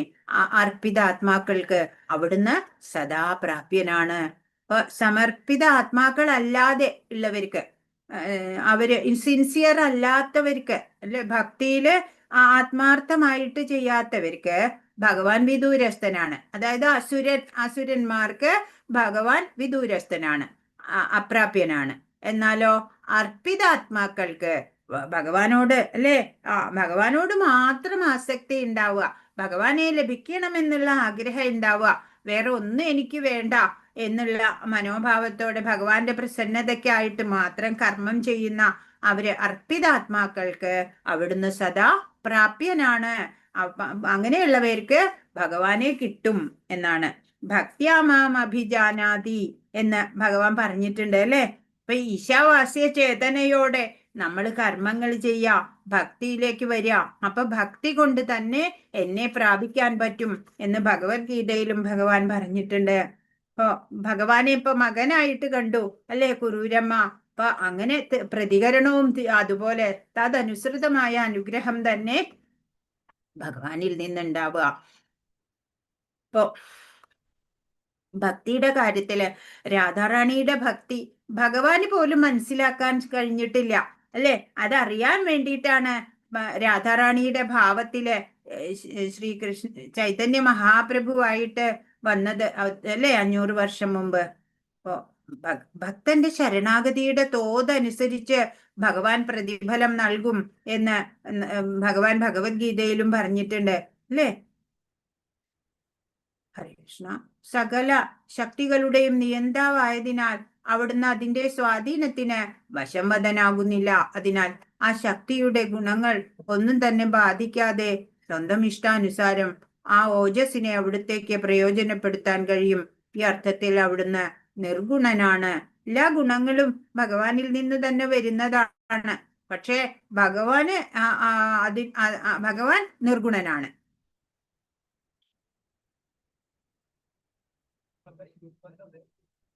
അപ്പൊ എന്താ പറയണേ? ഹരേ കൃഷ്ണ.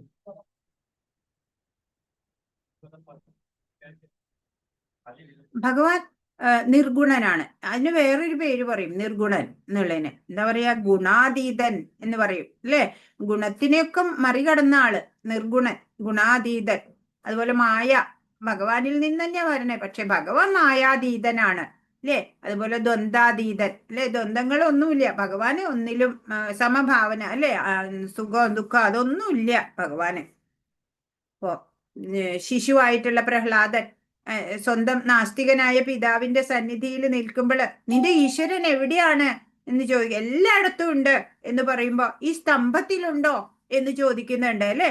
അപ്പൊ ഉണ്ട്, ഈ സ്തംഭത്തിലുമുണ്ട് എൻ്റെ നാരായണൻ എന്ന് പറയുമ്പോ ആ സ്തംഭത്തിനെ തകർക്കും അല്ലെ. അപ്പൊ അർദ്ധനരനും അർദ്ധസിംഹവുമായിട്ട് നരസിംഹ രൂപത്തില് ഭഗവാൻ പ്രത്യക്ഷനാവും. അങ്ങനെ നാസ്തികനായ ആ രാജാവിനെ വധിക്കുന്നുണ്ട്, ഹിരണ്യകശിപുവിനെ അല്ലെ. അപ്പോ വൈവിധ്യമാർന്ന ശക്തികൾ കൊണ്ട് സകലതും സൃഷ്ടിക്കുകയും ചെയ്യും. അചിന്ത്യ ശക്തി കൊണ്ട് ആത്മാർത്ഥ ഭക്തർക്ക് വേണ്ടി ഏത് സമയത്തും പ്രത്യക്ഷനാകും. നരസിംഹ ഭഗവാൻ നാസ്തികനായ രാജാവിന്റെ ആജ്ഞപ്രകാരമല്ല, ഭക്തനായ പ്രഹ്ലാദന്റെ ആഗ്രഹപ്രകാരമാണ് സ്തംഭത്തിനുള്ളിൽ പ്രത്യക്ഷനായത് അല്ലെ. എന്റെ ഭക്തൻ പറഞ്ഞു ഈ സ്തംഭത്തിലുമുണ്ട് എന്ന്. ആ ഭക്തന്റെ വാക്ക് സത്യമാക്കാൻ അല്ലെ, ഭക്തനോട് കാരുണ്യം കാട്ടാൻ പ്രഭു എവിടെയും ഏത് സമയത്തും പ്രത്യക്ഷപ്പെടും. നാസ്തികരെ നശിപ്പിക്കുന്നതും അല്ലെ ഭഗവാൻ തന്നെയാ. പരിത്രാണായ സാധൂനാം വിനാശായ ച ദുഷ്കൃതം ധർമ്മ സംസ്ഥാപനാർത്ഥായ സംഭവാമി യുഗേ യുഗേ നമ്മൾ പഠിച്ചിട്ടുണ്ട്. അപ്പൊ ഭക്തന്റെ ശരണാഗതിയുടെ തോതനുസരിച്ചിട്ട് ഭഗവാൻ പ്രതിഫലം നൽകും എന്ന് പറഞ്ഞിട്ടുണ്ട്. യേഥാമാം പ്രപദ്യന്തേ താം തഥൈവ ഭജാമ്യഹം അല്ലേ, അത് പഠിച്ചിട്ടുണ്ട് നമ്മള്. പിന്നെ ആദിപുരുഷനായിട്ടുള്ള ഒരു കാലത്തും അവിടുന്ന് അരൂപനല്ല. അവിടുത്തെ അമൂർത്ത ഭാവമായ ബ്രഹ്മജ്യോതി, സൂര്യന്റെ രശ്മികൾ, സൂര്യദേവന്റെ പ്രഭാപരിവേഷം എന്ന പോലെ അവിടുത്തെ പ്രഭാപരിവേഷമാണ്. രശ്മികള് സൂര്യന്റെ പ്രഭാവ പരിവേഷാണ്. അതേപോലെ ഭഗവാന്റെ ആ ബ്രഹ്മജ്യോതി എന്നുള്ളത് ഭഗവാന്റെ തേജസ്സാണ്. പ്രഭു സകലത്തിലും അധിവസിക്കുന്നു അല്ലെ. ഭഗവാൻ എല്ലാത്തിലും ഉണ്ട്, ചരാചരാത്മാവാണ്. തന്റെ വൈവിധ്യമാർന്ന ശക്തി കൊണ്ട് സകലതും സൃഷ്ടിക്കുകയും ചെയ്യുന്നു. ഭഗവാൻ എന്തും സൃഷ്ടിക്കാൻ പറ്റും. അവിടുത്തെ അചിന്ത്യമായ ശക്തി കൊണ്ട് തന്റെ ആത്മാർത്ഥ ഭക്തർക്കു വേണ്ടി ഏത് സമയത്തും അവിടുന്ന് പ്രത്യക്ഷനാവുന്നു. അതാണ് നരസിംഹ ഭഗവാൻ നാസ്തികനായ രാജാവിന്റെ ആജ്ഞപ്രകാരമല്ല, ഭക്തനായ പ്രഹ്ലാദന്റെ ആഗ്രഹപ്രകാരമാണ് സ്തംഭത്തിനുള്ളിൽ പ്രത്യക്ഷനായത്. ഒരു നാസ്തികന് പ്രഭുവിനോട് പ്രത്യക്ഷനാകാൻ ആജ്ഞാപിക്കാൻ കഴിയില്ല. തന്റെ ഭക്തനോട് കാരുണ്യം കാട്ടാൻ പ്രഭു എവിടെയും ഏതു സമയത്തും പ്രത്യക്ഷപ്പെടും. ഭഗവത്ഗീത 4:8 പറയുന്നു, നാസ്തികരെ നശിപ്പിക്കുന്നതിനും സാധുക്കളെ സംരക്ഷിക്കുന്നതിനുമായി ഭഗവാൻ അവതാരം ചെയ്യും. ആദി പുരുഷനായിട്ടുള്ള ഗോവിന്ദൻ ഭാഗിക ആവിഷ്കാരമായി സകലത്തിലും സ്ഥിതി ചെയ്യുന്നുവെന്ന് ബ്രഹ്മസംഹിതയിൽ പറയുന്നു. അവിടുന്ന് പ്രപഞ്ചത്തിലെ ഓരോ അണുവിലും പ്രവേശിക്കുന്നു അല്ലെ. ഭഗവാൻ എല്ലാത്തിലും ഉണ്ട്, ചരാചരാത്മാവാണ്. ഈശ്വരനല്ലാതെ അകത്തും പുറത്തും യാതൊന്നുമില്ല എന്നുള്ളതാണ് വസ്തുത.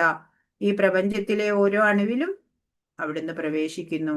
അന്തര്യാമിയായി എല്ലാത്തിലും സാക്ഷിയായി ഉള്ളിൽ സ്ഥിതി ചെയ്യുകയും നമ്മുടെ കർമ്മങ്ങൾ പ്രദാനം ചെയ്യുകയും ചെയ്യുന്നു. കർമ്മസാക്ഷിയായി പ്രവർത്തിച്ച് കർമ്മഫലം എല്ലാ കാലത്തും നൽകുന്നു.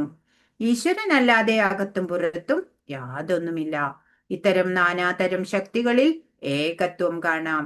ഏകാത്മകത ഉണ്ടെങ്കിലും തന്റെ വിഭിന്ന അംശങ്ങളായ ജീവാത്മാക്കൾ പരിമിതമായി ആസ്വദിക്കുന്ന എല്ലാ ആനന്ദവും അവിടുന്ന് തന്റെ വ്യക്തിഗത രൂപത്തിൽ അപരിമിതമായി ആസ്വദിക്കുന്നു.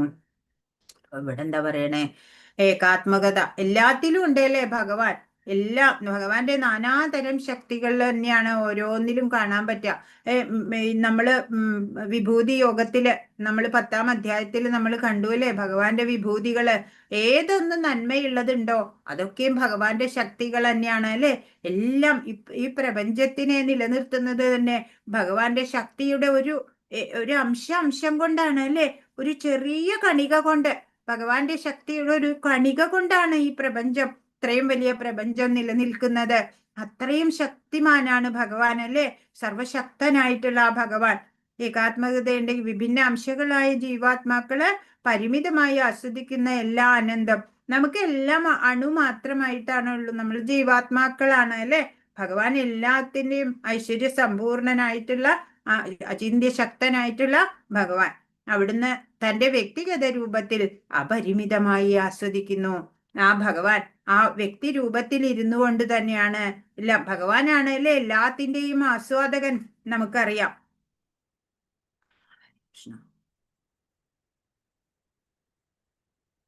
അപ്പൊ ഈശ്വരനല്ലാതെ അകത്തും പുറത്തും ഒന്നുമില്ല. ഇവരുടെ ഉള്ളിലും അന്തര്യാമിയായിട്ട് ഭഗവാൻ ഉണ്ട്. ഇപ്പൊ എല്ലാം വൈവിധ്യമായ ശക്തിയുടെ ആവിഷ്കാരങ്ങളാണ്. അഗ്നിയിൽ ചൂടും പ്രകാശവും വ്യാപിക്കുന്ന പോലെ അവിടുത്തെ വൈവിധ്യമാർന്ന ശക്തികളിൽ നിന്നാണ് സകലവും രൂപം പ്രാപിക്കുന്നത്. വിശ്വാസികളല്ലാത്തവർക്ക് ഭഗവാൻ വിദൂരസ്ഥനായിരിക്കും അല്ലേ? അസൂയാലുക്കള് അങ്ങനെയുള്ളവർക്കൊക്കെ. ഭക്തന് മുമ്പിലോ ഭഗവാൻ പ്രത്യക്ഷപ്പെടും. പ്രഹ്ലാദന്റെ മുമ്പില് ഭഗവാൻ പ്രത്യക്ഷപ്പെട്ട പോലെ അന്തര്യാമി ആയിട്ട് പരമാത്മാവായിട്ട് നമ്മുടെ ഉള്ളില് സാക്ഷിയായിട്ട് ഭഗവാൻ ഉണ്ട്. തദ്ദൂരെ തദന്തികെ എന്ന് പറയാ അല്ലെ? നിരീശ്വരന്മാർക്ക് ദൂരെ ആയിരിക്കും ഭഗവാൻ, ഭക്തർക്കോ അടുത്തായിരിക്കും അല്ലെ? ധാമത്തിലാണ് ഭഗവാൻ സ്ഥിതനായിട്ടുള്ളത്, എന്നാലും ഭക്തരുടെ അടുത്തും ഭഗവാൻ ഉണ്ടാവും. ഗീതയില് ഒരു ശ്ലോകം ഉണ്ട് അല്ലെ? ബ്രഹ്മണോ ഹി പ്രതിഷ്ഠാഹം അമൃതസ്യ അവ്യയസ്യ ച ശാശ്വതസ്യ ച ധർമ്മസ്യ സുഖസ്യ ഏകാന്തികസ്യ ച. അമൃതവും അക്ഷയവും ശാശ്വതവും ആത്യന്തിക സുഖത്തിന്റെ മൂലസ്ഥാനവുമായിട്ടുള്ള വ്യക്തി ശൂന്യ ബ്രഹ്മത്തിന്റെ അടിസ്ഥാനവും ഭഗവാൻ തന്നെയാണ്. എല്ലാത്തിന്റെയും അടിസ്ഥാനം ഭഗവാനാണ് അല്ലേ? ഹരേ കൃഷ്ണ കൃഷ്ണ കൃഷ്ണ ഹരേ ഹരേ, ഹരേ രാമ രാമ രാമ ഹരേ ഹരേ. വാഞ്ചാകൽപതരുഭ്യശ്ച കൃപാ സിന്ധുഭ്യേവ ച പതിതാനാം പാവനേഭ്യോ വൈഷ്ണവേഭ്യോ നമോ നമഃ. അനന്തകോടി വൈഷ്ണവ വൃന്ദ കി ജയ്, ശ്രീല പ്രഭുപാദ് കി ജയ്, ഗുരു മഹാരാജ് കി ജയ്. ഹരേ കൃഷ്ണ. എന്ന് പറഞ്ഞതിൽ എന്തെങ്കിലും സംശയം ഉണ്ടെങ്കിൽ ചോദിക്കൂ. ഹരേ കൃഷ്ണ. ഹരേ കൃഷ്ണ മാതാജി. ആ ഭഗവാന് ഷഡ് ഐശ്വര്യവും പിന്നെ 64 മാതാജി ഒന്ന് പറഞ്ഞല്ലോ, അതെനിക്ക് മനസ്സിലായില്ല, കിട്ടിയില്ല. ഐശ്വര്യങ്ങള് പ്രധാനപ്പെട്ട ഐശ്വര്യം 6 ഷഡൈശ്വര്യ സമ്പൂർണൻ എന്ന് ഭഗവാനെ പറയുന്നു. അതല്ലാതെ ഭഗവാന് എണ്ണമറ്റ ഐശ്വര്യങ്ങള് ഭഗവാനുണ്ട്. 64 ഐശ്വര്യങ്ങള്, 64 കലകള് എല്ലാം ഉണ്ട്. അങ്ങനെ പറയുകയാണെങ്കിൽ ആയിരക്കണക്കിന് പറയാനുണ്ട്. പ്രാധാന്യമുള്ളത് ഇങ്ങനെ നമ്മൾ പഠിക്കണമെന്ന് മാത്രമേ ഉള്ളൂ. ഹരേ കൃഷ്ണ. വേറെന്തെങ്കിലും?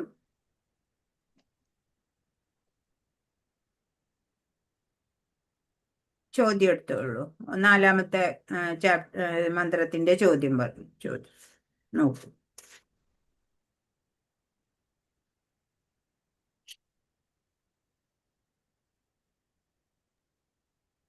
ഹരേ കൃഷ്ണ. ഞാൻ വായിക്കട്ടെ മാതാജി? വായിക്കൂ. മന്ത്രം 4 വിശദമാക്കുക. സ്വധാമസ്ഥാനെങ്കിലും പരമപുരുഷൻ മനസ്സിനേക്കാൾ വേഗത കൂടിയവനും മറ്റെല്ലാവരെയും അതിക്രമിക്കാൻ കഴിവുള്ളവനുമാണ്. ശക്തിമാന്മാരായ ദേവന്മാർക്കും അദ്ദേഹം അപ്രാപ്യൻ തന്നെ. ഒരിടത്ത് സ്ഥിതനെങ്കിലും കാറ്റിന്റെയും മഴയുടെയും മറ്റും അധിത ദേവതകളെ നിയന്ത്രിക്കുന്നു. മഹത്വത്തിൽ അവിടുന്ന് സകലത്തിനെയും അതിശയിപ്പിക്കുന്നു. മതിയാവും? മതി. വിവർത്തനം. അടുത്ത ക്വസ്റ്റ്യൻ. ഭഗവാന്റെ 3 ശക്തികളേവ? ബഹിരംഗ ശക്തി, തടസ്സ ശക്തി, അന്തരംഗ ശക്തി. അന്തരംഗ ശക്തി, തടസ്സ ശക്തി, ബാഹ്യശക്തി എന്നതുകൊണ്ട് എന്താണ് അർത്ഥമാക്കുന്നത്? അത് ഞാൻ എഴുതിയിരിക്കുന്നത് ഇപ്പം മാതാജി പറഞ്ഞത് കേട്ട് എഴുതിയതാ. അന്തരംഗ ശക്തി സ്വധാമം, ആധ്യാത്മിക ലോകം. അങ്ങനെ മതിയാവോ? അന്തരംഗ ശക്തി ആധ്യാത്മിക ലോകാണ്. തടസ്സ ശക്തി ജീവഗണം, ദേവന്മാർ. ബഹിരംഗ ശക്തി അസുരന്മാർ, ഭൗതിക ലോകം. ഭൗതിക ലോകമാണ്. അതിനെ പിന്നെയും ഒന്നും കൂടെ വേണമെങ്കിൽ പറയുകയാണെന്നുണ്ടെങ്കിൽ അന്തരംഗ ശക്തിയെ ഹ്ലാദിനി ശക്തി എന്ന് പറയാം. പിന്നെന്താ, സന്ധിനി ശക്തി ഉണ്ട്, സംഹിത് ഉണ്ട്. അപ്പോ അങ്ങനെ പറയണ്ട. അങ്ങനെ പറഞ്ഞ ആകെ ആധ്യാത്മിക ലോകത്തിന്റെ 3 ശക്തികളാണ് അത് അല്ലേ? ഹ്ലാദിനി, സന്ധിനി, സംവിത്ത്. അപ്പൊ അത് പറയണ്ട, മനസ്സിലാക്കി വെച്ചാ മതി വെറുതെ. അത്രയും പറഞ്ഞാ മതി മാതാജി. അടുത്തത് അന്തരംഗ ശക്തി രാധാറാണിയാണ് പറയുന്നത്. ഹ്ലാദിനി ശക്തിയാണ്, രാധാറാണിയാണ്.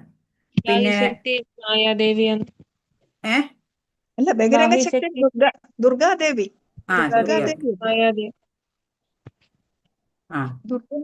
മായാദേവിയാണോ? മായാശക്തി ദുർഗാദേവി തന്നെ. അതെ.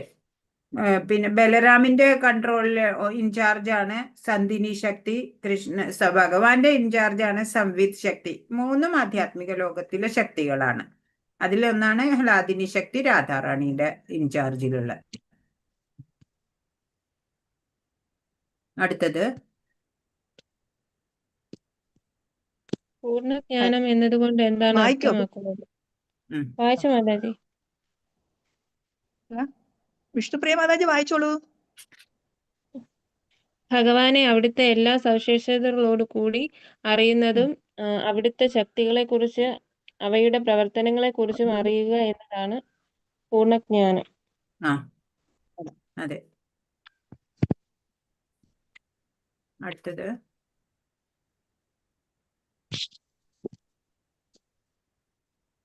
ഹരേ കൃഷ്ണ. മന്ത്രം 5 വിശദമാക്കുക.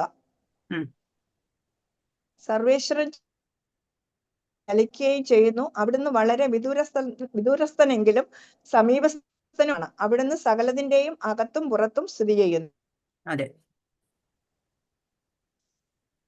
അടുത്തത്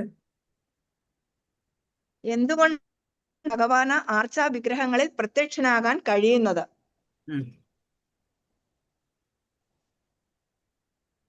ഇപ്പൊ മാതാജി പറഞ്ഞതനുസരിച്ച് എഴുതുവാണെങ്കിൽ ഇത്ര മതിയാവോ? ഊർജങ്ങളുടെ സ്രോതസ് ഭഗവാൻ തന്നെ ആകയാൽ ഭഗവാന് സ്വന്തം ഇച്ഛയ്ക്കനുസരിച്ച് ഊർജത്തെ മാറ്റാൻ കഴിയും. അത് മതിയാവോ മാതാജി? ഭഗവാന്റെ വർണ്ണനാതീതമായ ശക്തി വിശേഷത്തിനെയാണ് അവിടെ വെളിവാക്കുന്നത്. ഭഗവാൻ ഏത് രൂപത്തിൽ പ്രത്യക്ഷപ്പെടാം, എവിടെ വേണമെങ്കിലും എപ്പോഴും വേണമെങ്കിലും വരാം, അല്ലേ? അപ്പൊ ഭഗവാന്റെ ആ വർണ്ണനാതീതമായ ശക്തി വിശേഷമാണത്. അടുത്തത്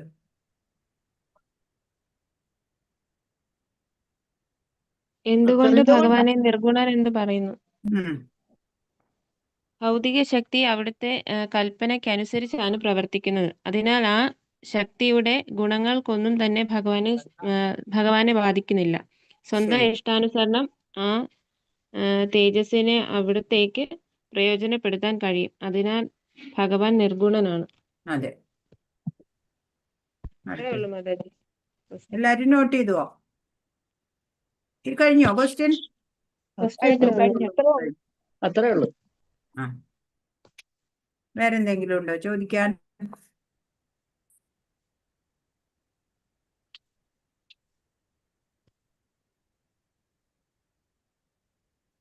നാളെ 6, 7 മന്ത്രം എടുക്കാം.